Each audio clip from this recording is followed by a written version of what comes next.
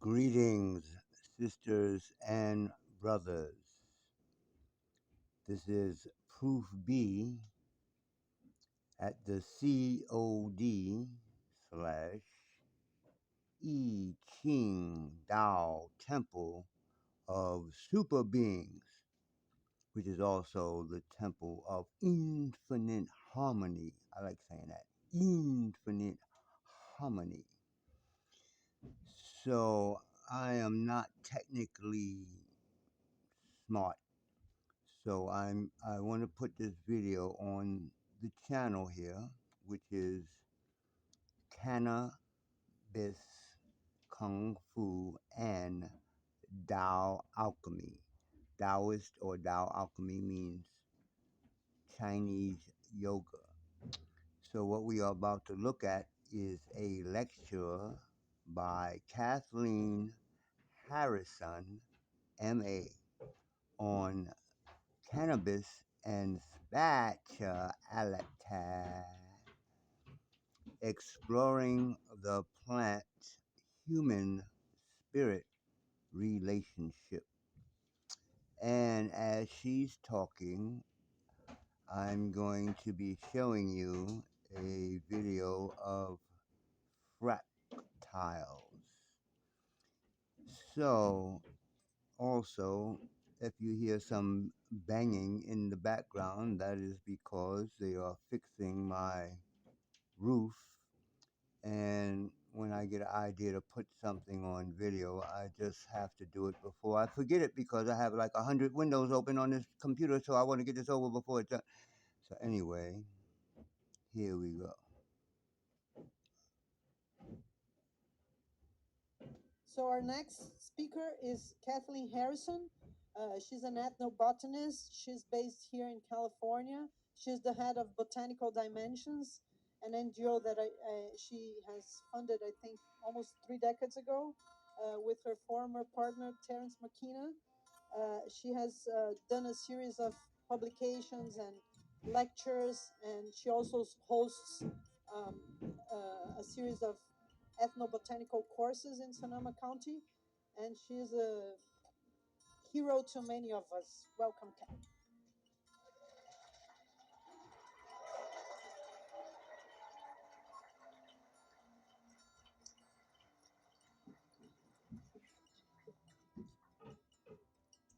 Thank you very much. Thank you all for being here and for inviting me. And I'm particularly delighted, actually, to be talking about cannabis and spirituality. Cannabis is a very beloved old friend and ally of mine. And I'll talk a little about that, about my particular relationship, after we talk about ways of thinking of this, ways of approaching um, this plant that has been with us for such a long time, for such a very long time. So yes, we have this ancient history with cannabis. We talk about coevolution, and I think actually there has been coevolution of humans with cannabis, but the origins of cannabis and of, in fact, most of the plants in the world, all of them really, are far older than the origins of hominids and humans. So the plants were developing their own, um, uh, their bodies, their forms, their chemistry, their relationship and habitat, and all of that long before humans were even a sparkle in the plant's eyes.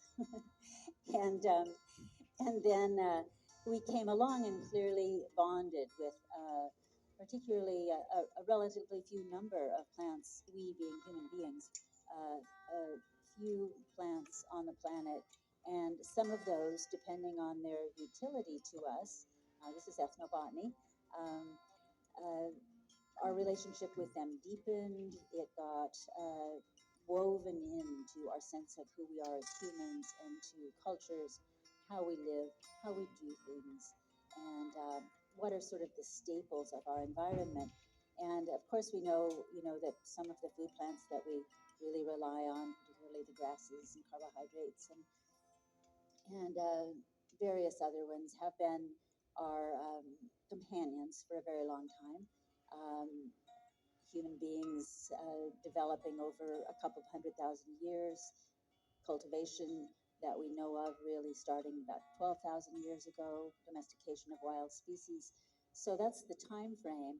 But we know that wild cannabis species were regarded as sacred a very long time ago, perhaps 30,000 years ago. There's all sorts of opinions and variations on these dates, but based on archaeological evidence in graves, in shrouds, flowers, the buds put into graves with people who died of illnesses, the fiber of cannabis clothing being made into shrouds that wrapped the dead, and particularly the dead of people who were revered. And you probably know, we mostly, most of us know that the original cannabis species seem to have evolved in Central Asia, and we're guessing that they were traded even before we had something that we think of now as the Silk Road, but they were then still being traded, from the Indian subcontinent up onto the Silk Road, all the way up into China and back, and then eventually over into the Near East and reaching Europe and Africa, thousands of years ago, still all of this thousands of years ago, very much because cannabis gives us many forms of health.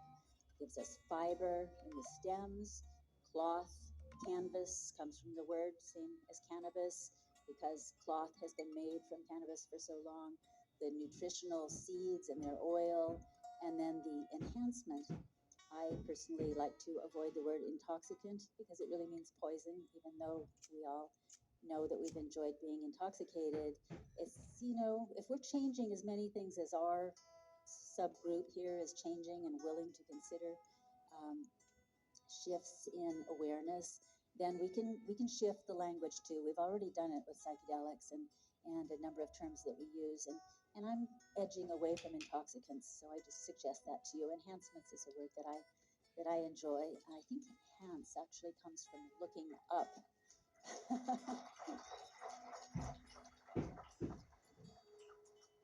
Thank you. Pass it on. Um, um, so let's see. I distracted myself. um, So, oh, I know. I wanted to lead us through this bit of history first, because then cannabis came to the New World way back 500 years ago, both from Europeans who had embraced it and from Africans who had embraced it, African slaves, and was brought in to South America and North America. So it's moved with people all through this long history. It's moved with humans who were on the move, because we used to be nomadic and semi-nomadic and then exploratory, and then people, as it is delivered to them, embrace it because it's just such a multifaceted, marvelously collaborative plant. Collaborative in that it responds to the way we take care of it. You can encourage it toward fiber production, toward oil production, toward THC production. I mean, our generation, our several generations who we're now are happy to say are cannabis loving generations, have learned so much about plants, about the plant world from cannabis. I have joked before that cannabis is a gateway herb. Be careful, or it might teach you about other herbs. Uh, it might teach you about gardening. It might teach you about, walking in nature with your eyes open and really looking at the beauty of nature and looking at other plants that you've never really taken a good gaze at before. It's a plant that provides for us a kind of a threshold of perception and curiosity and impetus to learn more. It has those capacities. We know it has its shadow side. All of these marvelous organisms have their shadow as well. The shadow comes very much from us, doesn't it? It's just what is our relationship? And this is a relationship. This is a long, varied multi-fingered relationship that we have to this species or this genus, cannabis, and that's one of the things that's kind of nice about it. I'm very glad to see at this conference that people are beginning to talk about cultural appropriation and the problems with our our culture's sort of instant fascination with yet another magnificent mushroom or brew or cactus or whatever it is, and then we just want to suck it up and make it our own and have it all and not think about the consequences of that. And yes, it's marvelous for us, but we really should be thinking in all of these expanded ways about the consequences of any of our actions and do it in the most conscious way. This is a consciousness movement still, I think. And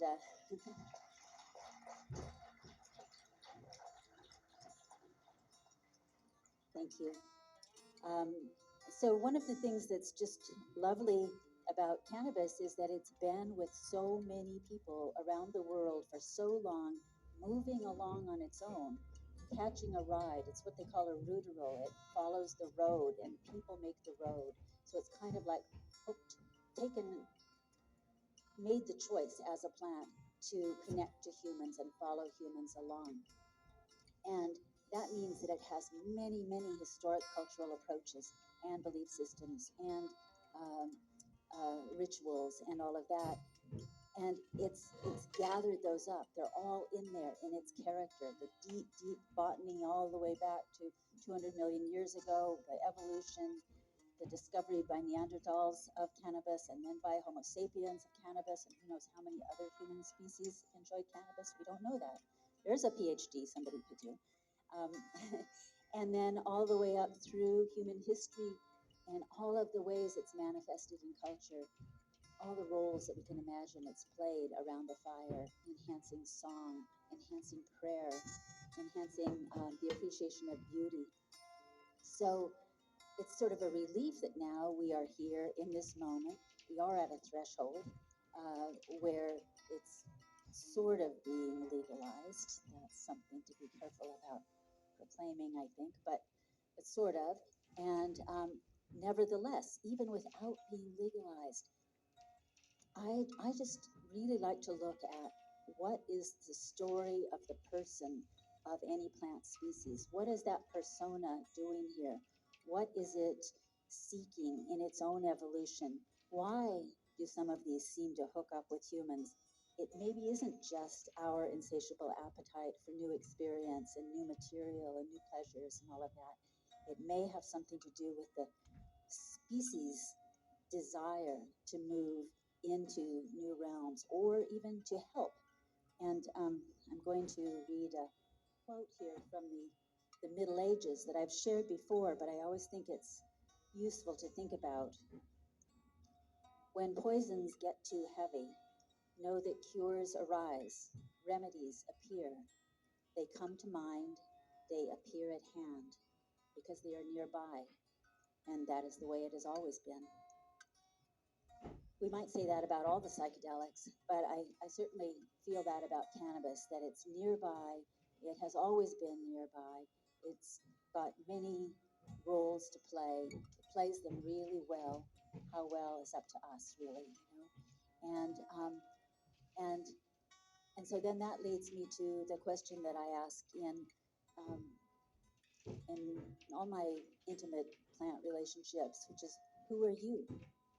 Who, using that question, that using those skills that we have as human beings to see other people, to meet a new person and really wonder, what does that person look like? What does that person feel like? I think I'm kind of interested to know more about that person, or no, that person is not my cup of tea, or we have built-in uh, qualitative assessment tools. We're not all botanists. That's a different set of tools, but the sense of who is cannabis, it gives me an entree then to having a conversation with this, from my perspective, and I'm not the only one who shares this, with this being, with what I experience and feel as a great female being persona, warmth, awareness body. And and I want to share with you the small ways that I have experienced and that I practice my cannabis relationship. Um, because I feel that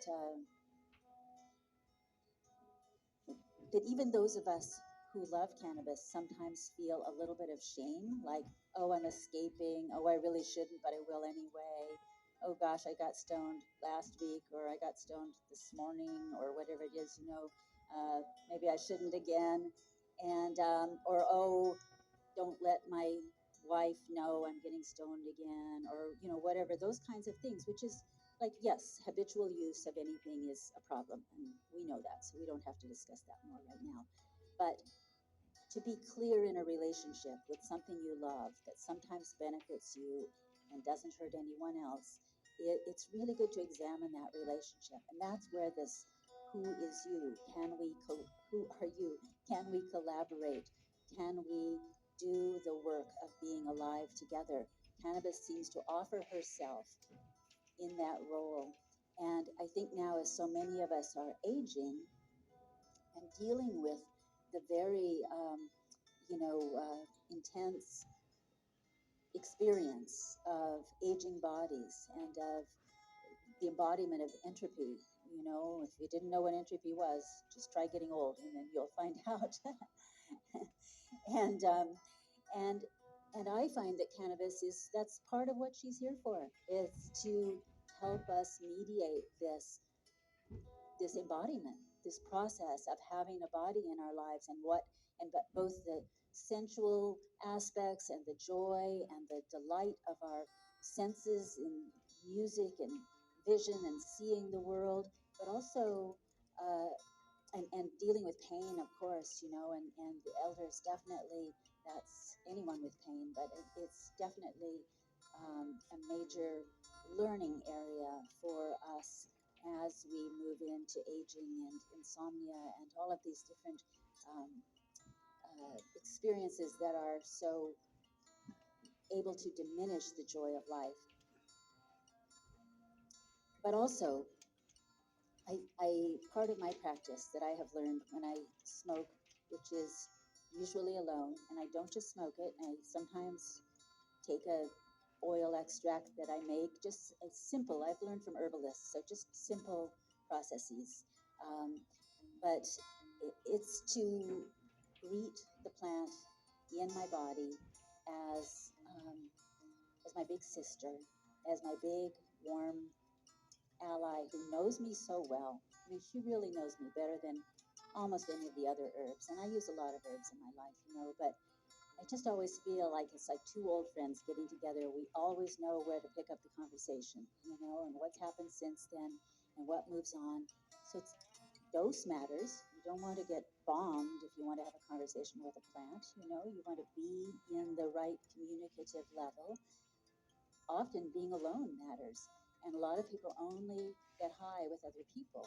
And then it is totally different. It's social, and maybe you have anxiety about if you're talking enough or too much, or, whatever that stuff is. And so if we're trying to stick to like spiritual sense of a very um, welcoming plant who has made herself incredibly available and taught us a whole lot, and she's right here all the time, prohibition or not, we have not been dampened by prohibition, have we? So there's something about this plant that people who wouldn't break the law in other ways have been breaking the law for a long time with cannabis now. The whole 80 years of this absurd prohibition, people have continued on, having this relationship. But we can continue learning from it and refine this relationship. So one of my practices when I first really feel it settle in over me is, hello, so nice to be with you again. I get to experience this plant. This plant gets to experience me, gets to experience having hands and eyes and a mind that wanders and wonders about things. And then I think about, what am I grateful for today? What are my blessings right now? it's a wonderful thing to do for anyone in any state of mind to just count your blessings. And it just makes us feel better. I mean, there are actually scientific studies on the positive effects of gratitude and of being consciously grateful. We're so lucky, aren't we? We're not refugees. We're not poisoned. We're not in some war right now. We're, sitting in a psychedelic conference in a fancy hotel in Northern California. I mean, it's really about as good as it gets. And so that practice of gratitude and remembering to go to that grateful place, even if it's just for 1 minute each time you have a taste of this marvelous old friend of ours, that's a wonderful practice, and I think it infuses our work for going onwards, and it helps us not to suffer from depression and all of that. We still have the work to do. It doesn't blind us. It's not escapism. It doesn't blind us to all the suffering in the world. And in fact, I think it really opens up our compassion for the suffering in the world. And I spend the next few minutes of my experience often looking at just scanning from that high place. It takes us higher. It takes us to the eagle eye view, or to the it takes us to a view floating above. It can, and that floating above viewpoint allows me to see the pockets of terrible suffering, the trends of excess and bad habits, places that I might mend in my life, and then back to being here now, just being here now, just being. And that, I think, is also marvelous. These are techniques of meditation, that if you're a meditator or you have any background with that, these techniques. But with cannabis, it gives us yet another tool for being in that place. I want to tell you that being high reminded me of something that I learned many years ago, 40, 50 years ago, when I was not calling myself an ethnobotanist yet, but I was hanging out with indigenous people on the west coast of Mexico, and with a bunch of fishing families. And at the end of the day, the fishermen, who were, not totally traditional, they were traditional indigenous, they were syncretic, they smoked cannabis. At the end of a long, hard day, they would take a hit of cannabis and lie back on the sand and say, eso es la madre. I have reached the mother. I'm up in the arms of the mother. And that was a really crystal clear moment for me. I was in my early 20s. I thought, okay, this plant is a mother in a sense. It's a high view. It's something that eases people who were working really hard. I already loved cannabis. That wasn't a new one to me, but this point of view and the sense of it being a being and of carrying you to that was very important.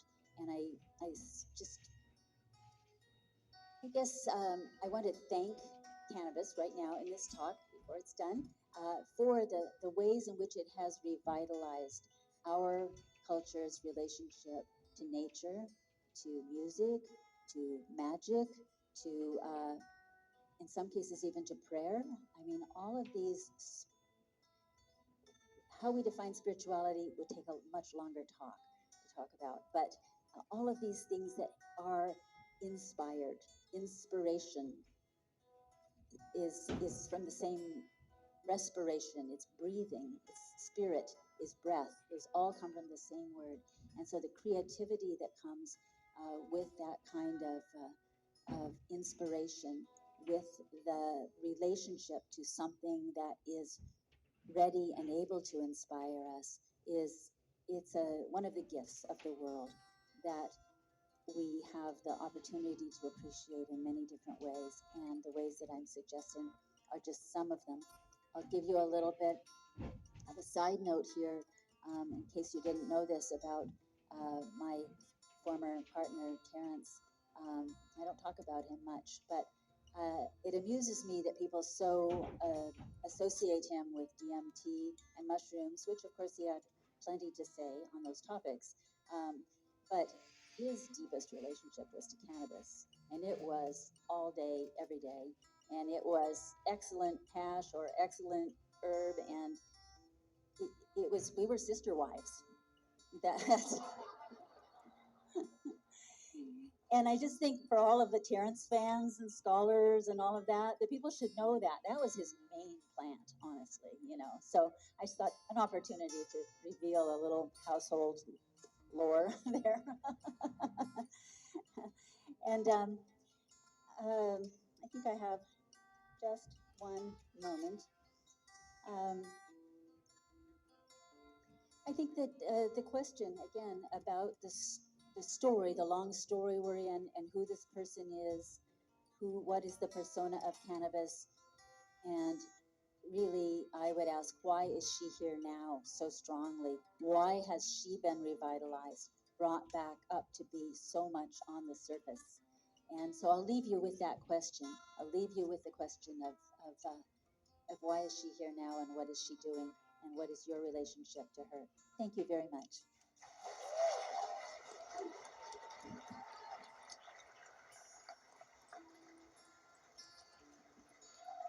Peace. I'm out. Thank you. Magoo Zian Show. Divine Thank you. marijuana brings immortality. Thank you so much.